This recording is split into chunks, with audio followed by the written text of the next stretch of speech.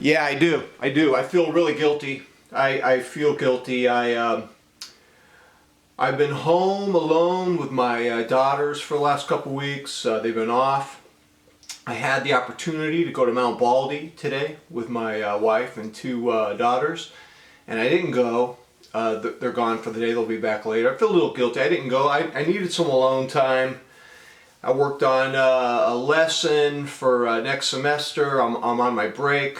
I've been haven't made a video in a while, and wearing, for some of you who are into watches, this is probably the most beautiful watch I've ever bought. It's called a Seiko SBDC065. It's got like a cyan blue, very hypnotic. I like the crown at the 4 o'clock, very comfortable.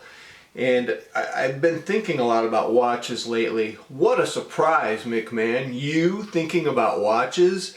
Stop the press right now. So, I've been thinking about watches as works of art. They are works of art. You can just look, you can become like a watch collector in the same way you could be an art collector. And I didn't think about this until I watched a 2017 documentary on Netflix. What's this documentary called, McMahon? It's called Blurred Lines Inside the Art World. And I don't know that much about art. I mean, I guess I do, since I know some things about watches. So I'm watching this documentary, and I didn't know how insane the art world is. Didn't have a clue. Here's one thing I didn't know. I didn't know that what constitutes as art sells for between $50 and $100 million, and that price point between 50 and 100 million is so common that it's not even outrageous. It's just normal. It's absolutely normal. So who do you think buys this art? Billionaires, celebrities. And what I learned from watching this documentary is that the value of art has no objective reality at all. It's completely a shared fiction that people agree upon. If you want to know what a shared fiction is, you got to read Sapiens by Yuval Noah Harari. He writes in the early part of the book about the cognitive revolution, how once we agreed upon shared fictions, we began to cooperate and do things in terms of mass movements, and we became a dominant culture, but we're also vulnerable.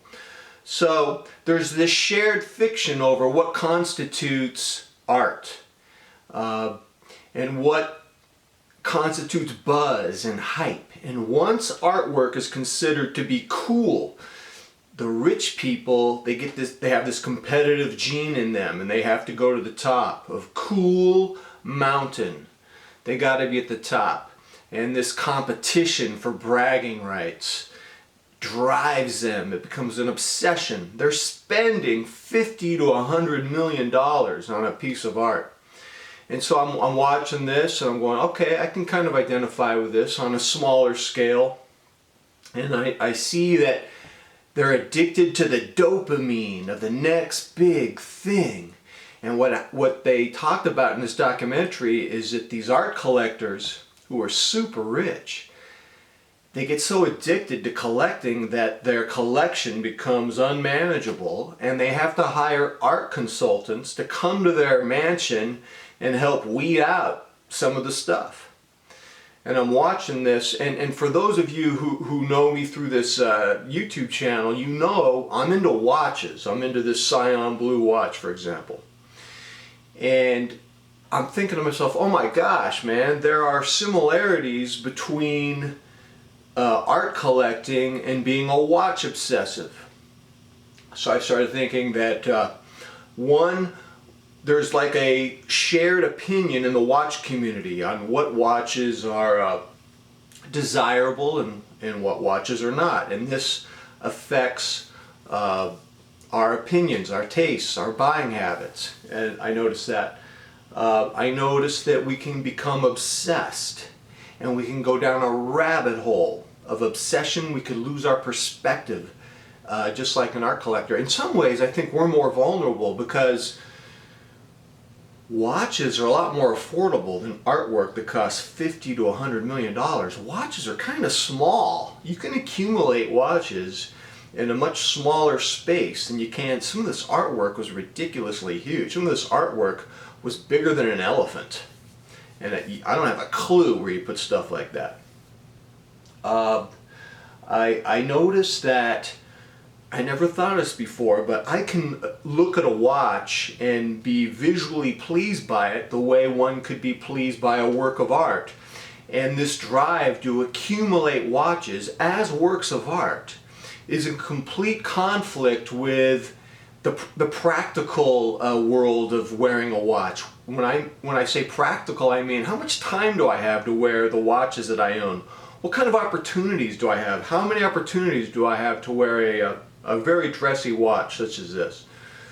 And so there's like this cognitive dissonance between wearing watches in the real world and wanting to collect watches as works of art. I noticed that. Oh, come on, man. How many of us are addicted to the dopamine of finding the next big thing? I think the hunt for the next big thing is so powerful that I think it spells the death of any kind of end game. I don't think there's an end game. And that brings me to my final point. I think there's two kinds of watch collectors. A lot of you guys, you know, you're on YouTube channels. You probably belong to some kind of a watch page on social media, and you've probably met a lot of watch people, as I have. And I think watch collectors, we can put them into two categories. Some of you embrace your watch obsession. You embrace your watch madness. You say, that's right, man. I'm a watch obsessive. Glory to that, man. I'm going to buy whatever watch I like. I'm going to collect watches. I love it, man. It's the watch hobby. Yeah! And there's some of you I know who are like that. And by the way, some of you who are like that, I completely like you and I completely respect you. And I wish I were like you. But then, I've met some other guys. There's one guy from Scotland.